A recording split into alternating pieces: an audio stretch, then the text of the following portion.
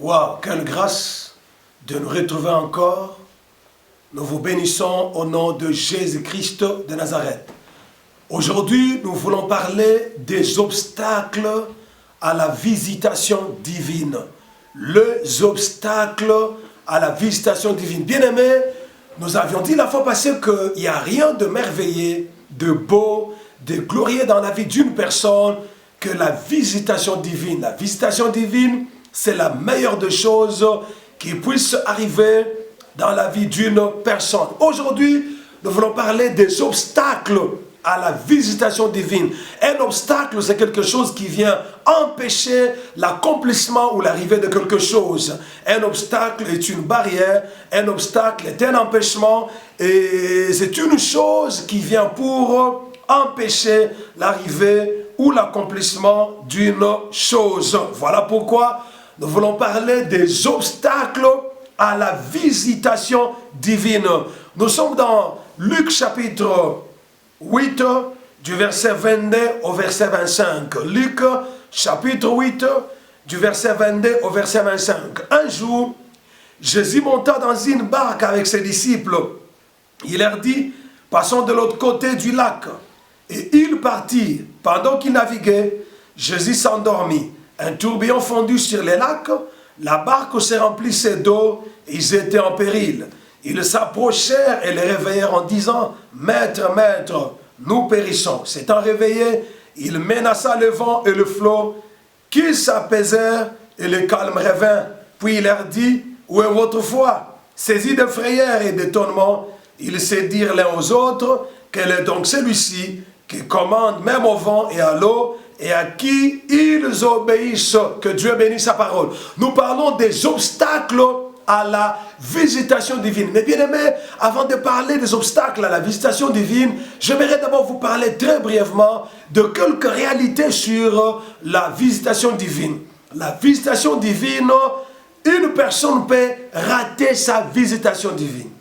Une personne peut rater. Tu peux rater ta visitation divine. Quelqu'un peut faire passer sa visitation divine. Vous savez, lorsque Jésus entrait à Jérusalem, nous sommes dans Luc 19, Jésus a pleuré, il a dit, si toi, au moins en ce jour qui t'est donné, tu connaissais les choses qui appartenaient à ta paix, mais ces choses sont cachées à tes yeux parce que tu n'as pas connu le temps où tu as été visité. Ça veut dire, troisième réalité, que la personne peut ne pas reconnaître le temps de sa visitation. Une personne peut ne pas reconnaître le temps de sa visitation. Une personne peut faire passer le temps de sa visitation. Alors, nous voulons parler des obstacles à la visitation divine. Bien-aimé dans le Seigneur, Dieu peut avoir programmé de te visiter, Dieu peut avoir planifié de visiter ta vie, de changer ton histoire, de visiter ta famille, de visiter ton mariage, mais il peut y avoir des obstacles que nous devons ôter, que nous devons enlever pour laisser la voie libre à la visitation divine de nous toucher et de nous arriver. Le premier obstacle à la visitation divine, ce sont les puissances des ténèbres. Bien-aimés, les puissances des ténèbres sont un grand obstacle à la visitation divine. Nous venons de lire l'histoire de Luc. On nous parle d'un homme possédé qui était possédé par une légion de démons. La Bible dit que Jésus est en train de prêcher. Il a dit à ses disciples, passons de l'autre bord. Et ils sont montés dans une barque, Jésus s'est endormi dans la barque. Directement, la tempête s'est soulevée. Cette tempête s'était soulevée dans le but d'empêcher la visitation divine de cet homme possédé par une légion de démons. Pour empêcher la visitation divine de cet homme qui était possédé par des esprits impurs, qu'il entraînait dans les sépulcres, qu'il avait fait partir de sa maison, qu'il avait fait quitter son toit. Alors, bien aimé, lorsque la tempête s'est soulevée, les disciples n'ont pas compris pourquoi cette tempête s'était soulevée. Cette tempête s'était soulevée dans le seul but de constituer un obstacle, d'empêcher la visitation divine de cet homme. Mais Jésus, connaissant que la puissance des ténèbres s'opposait à la visitation de cet homme, il a tout simplement calmé la tempête. Il a posé la question à ses disciples, où est votre foi? Et quand il a calmé la tempête, la Bible dit, la tempête s'est calmée et les disciples étaient dans l'étonnement. Ils se sont dit, quel est donc cet homme à qui le vent et l'eau obéissent? Oh, cet homme s'appelle Jésus de Nazareth. Il est au-dessus des principautés, il est au-dessus des dominations, il est au-dessus de toute puissance des ténèbres. Alors bien aimé, les puissances des ténèbres peuvent aussi empêcher la visitation divine d'une personne. Dans 1 Thessaloniciens, chapitre 1er, le verset 18, là c'est l'apôtre Paul qui parle aux Thessaloniciens. Il leur dit ceci, qu'il a fait les projets, ils ont fait les projets d'aller vers les Thessaloniciens, et nous-mêmes des fois, mais Satan les en a empêchés. Satan les en a empêchés. Bien aimé, la présence des hommes de Dieu, la présence de l'apôtre Paul et d'autres apôtres dans la ville de Thessalonique allait apporter une visitation divine dans la vie des habitants de Thessalonique.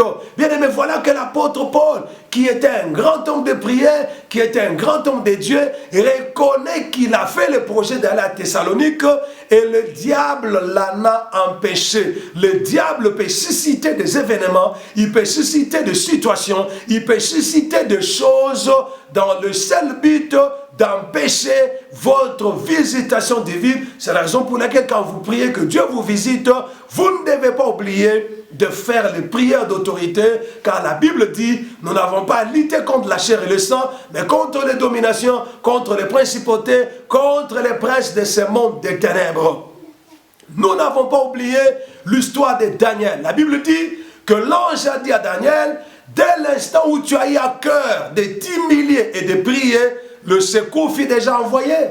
Mais qu'est-ce que l'ange a dit à Pierre? A dit à Daniel plutôt que pendant 21 jours, le roi des Perses l'a résisté. Le roi des Perses a bloqué la visitation divine que le ciel avait envoyée à Daniel. Le roi des Perses, qui symbolise ici la puissance des ténèbres, la force du mal, avait empêché la visitation divine de Daniel jusqu'à ce que Michel était venu en renfort de l'ange qui avait été envoyé avec le message, avec l'exaucement, avec la réponse de Daniel. Alors bien aimé dans le Seigneur, le force des ténèbres, la sorcellerie, la magie, l'occultisme peuvent empêcher la visitation divine dans la vie d'une personne. Je sais qu'il y a beaucoup de gens qui ne croient pas à la puissance des forces des ténèbres, aux activités des forces des ténèbres. Mais bien aimé dans le Seigneur, ici j'aimerais que tu saches que le puissant des ténèbres peuvent bloquer ta visitation divine. Si Jésus n'était pas Jésus, si Jésus n'était pas Dieu, il pouvait se décourager, il pouvait faire demi-tour en disant le temps n'est pas bon, le chemin n'est pas bon, le climat n'est pas bon, que je retourne, j'irai vers cet homme prochainement. Vous savez, Jésus a dit à ses disciples, passons de l'autre bord, parce qu'il avait déjà vu en vision cet homme qui était tenu captif par les démons, par les diables. Alors Jésus devait aller de l'autre côté du lac pour les délivrer. Alors il est très important de comprendre que les puissants des ténèbres peuvent aussi constituer un obstacle, une barrière, un empêchement à votre visitation divine. C'est pourquoi Jésus nous a donné l'autorité, le pouvoir de marcher sur les serpents, sur le scorpion et sur toute la puissance de l'ennemi. Il a ajouté en disant, et rien ne peut nous nuire. Bien-aimés dans le Seigneur, quand vous priez, n'oubliez jamais de briser le puissant des ténèbres, de briser les forces du mal, car ils peuvent bien empêcher votre visitation divine. Alors, bien-aimés, deuxième obstacle à la visitation divine, c'est la distraction. La distraction.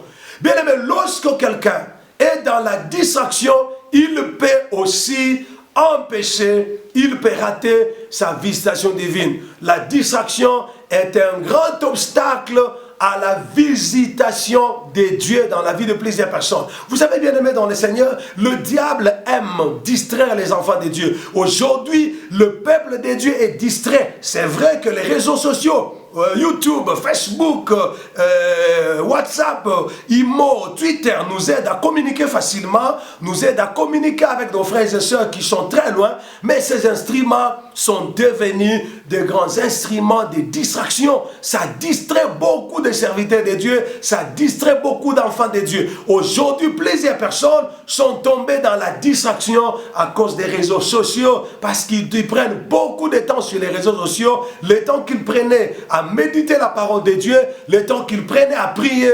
Aujourd'hui, ils le prennent pour être connectés, ils sont scotchés sur les réseaux sociaux et la distraction constitue un obstacle à leur visitation divine. Faites attention à la distraction. C'est bien de communiquer sur les réseaux sociaux, mais vous devez vous discipliner. Vous ne devez pas vous laisser emporter par les réseaux sociaux. Vous ne devez pas vous laisser emporter par la télévision. Vous devez régler toutes choses. Vous devez être modéré. Il ne faut pas être excessivement sur les réseaux sociaux parce que ça constitue une distraction majeure. Lorsqu'on est dans la distraction, on fera passer sa visitation divine et on pourra se retrouver que la visitation divine nous est déjà passée parce que Dieu ne visite pas une personne qui est dans la distraction.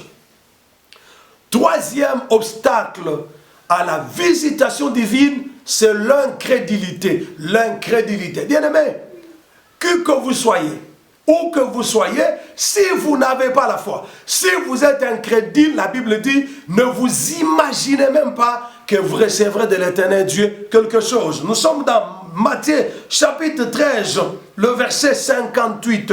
Matthieu 13, 58, la Bible dit, et il ne fit pas beaucoup de miracles dans ces lieux à cause de leur incrédulité.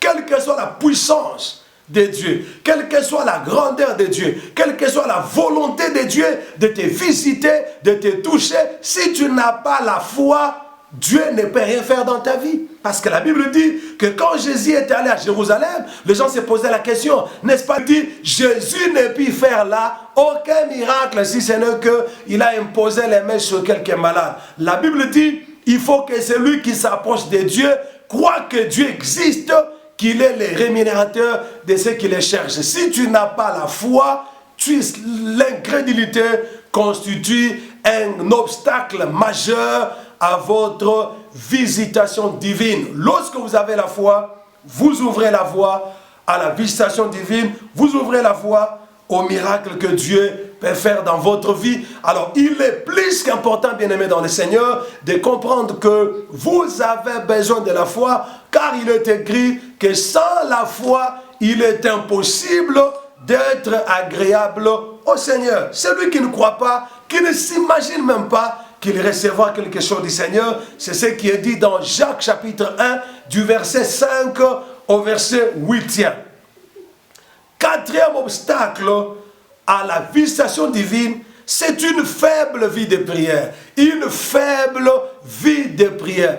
Plusieurs personnes prient, mais ils ont une faible vie de prière. Bien aimé, pour être visité par Dieu, ça demande un certain niveau de prière. Ça demande une certaine dimension de prière, bien aimé. Tous ceux qui ont été visités dans la Bible étaient des hommes et des femmes qui avaient une grande vie de prière, une forte vie de prière. La Bible ne nous dit pas de prier occasionnellement. La Bible ne nous recommande pas de prier quand tout va bien, de prier quand nous nous sentons bien. Non, la Bible dit prier sans cesse. Bien aimé, nous devons prier sans cesse, mais nous devons prier avec détermination, avec instance, avec persévérance, et nous devons avoir une forte vie de prière.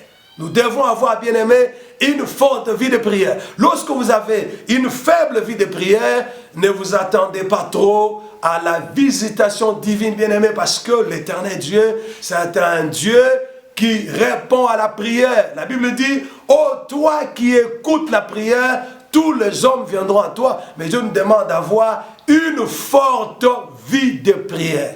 Il faut quitter le niveau d'une faible vie de prière pour entrer dans le niveau d'une grande vie de prière. Cela est très important, bien-aimé. Lorsque tu as une faible vie de prière, cela constituera un obstacle à ta visitation divine. tous ceux qui ont été visités par Dieu dans la Bible étaient des hommes et des femmes d'une forte vie de prière. Pensons à Anne. Anne était une femme qui avait une forte vie de prière, quoique la Bible dit que c'était l'Éternel Dieu lui-même qui l'avait rendue stérile. Malgré que c'était Dieu qui l'avait rendue stérile, elle n'avait pas accepté comme ça la volonté de Dieu. Elle s'est mise à prier, à prier, à prier.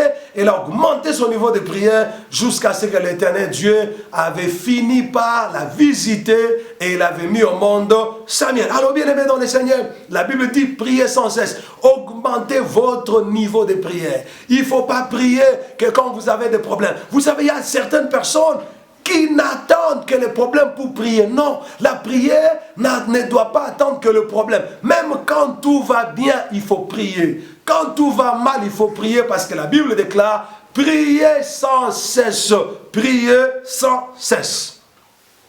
Cinquième obstacle à la visitation divine, c'est le péché non confessé. Le péché non confessé. Le péché non confessé. Bien aimé, il y a des gens qui pêchent, qui vivent dans le péché, qui marchent dans le péché, qui commettent le péché et qui ne confessent pas ces péchés-là. La Bible déclare, celui qui cache ses transgressions ne prospère pas, mais celui qui les avoue et les délaisse obtient miséricorde. Celui qui les avoue et les délaisse obtient miséricorde. Les péchés, quand vous les commettez, n'attendez pas. Allez le confesser. Allez confesser auprès du Seigneur. Dites à Dieu que vous avez péché, vous avez commis l'adultère, vous avez commis les abominations, vous avez menti. Confessez vos péchés. Les péchés non confessés constituent un obstacle à la visitation divine. Sixième obstacle à la visitation divine, bien-aimé dans le Seigneur, c'est le péché confessé mais non abandonné. Le péché confessé, mais non abandonné. Plusieurs confessent le péché, mais ils n'abandonnent pas. Lorsqu'ils viennent dans la présence de Dieu, lorsqu'ils viennent à l'église, lorsqu'ils entrent en prière, ils confessent pour les mêmes péchés. Ils demandent pardon à Dieu pour les mêmes péchés.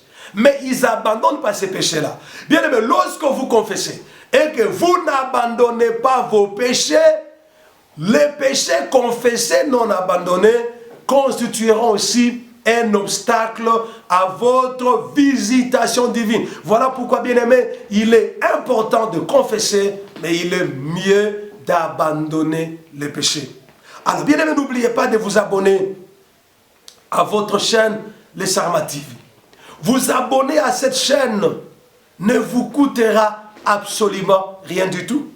Ça sera tout simplement votre façon de soutenir notre ministère, votre façon de faire avancer la propagation de l'évangile de Jésus-Christ. Abonnez-vous. N'oubliez pas d'activer la cloche de notification. N'oubliez pas de liker.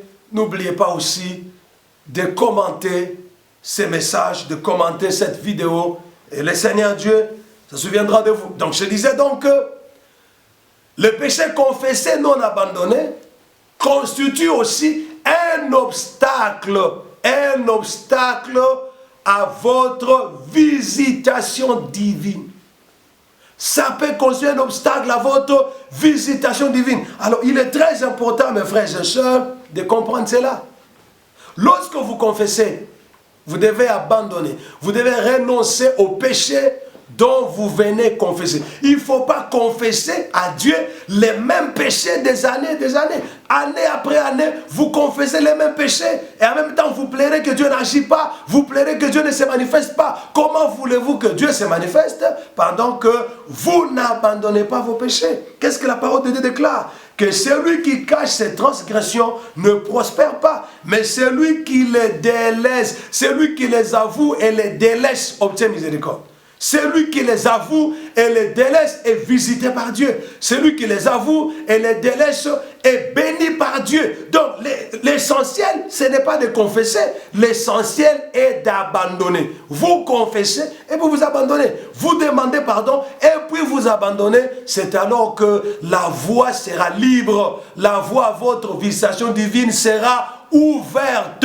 Sera ouverte. sixième obstacle à votre visitation divine, c'est l'environnement. L'environnement.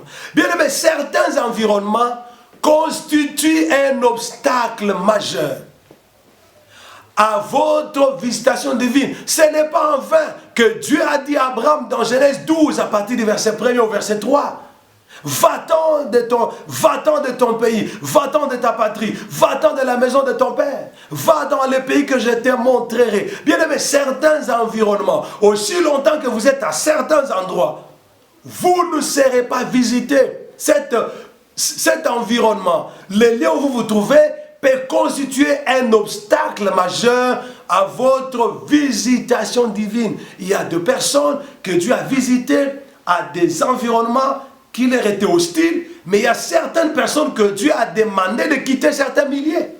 De quitter certains milieux pour être visités. C'est la raison pour laquelle, bien aimé, vous devez être très attentif à la voix de Dieu. Vous devez avoir vos oreilles ouvertes pour savoir là où vous êtes, est-ce que c'est là où Dieu vous veut ou vous devez aller ailleurs. Lorsque vous êtes là où Dieu ne veut pas que vous puissiez être, vous pouvez prier pendant un siècle, Dieu ne vous visitera pas. Dieu ne va pas vous visiter. Ça veut dire, bien aimé, que vous devez quitter certains environnements, certains milieux pour que l'Éternel Dieu puisse vous visiter. Cela est très important. Vous savez, on a amené à Jésus un aveugle-né. C'était dans le village appelé Bethesda. Jésus est entré dans ce village-là, on lui a amené un aveugle. Un aveugle. Alors, au lieu que Jésus guérisse cet aveugle, Jésus a tenu cet aveugle par la main. Il a sorti jusqu'en dehors du village. Il a guéri cet aveugle. Il va dire à l'aveugle, rentre chez toi, rentre dans ta maison, mais ne rentre pas au village. Or, la maison de cet homme, certainement était dans le village.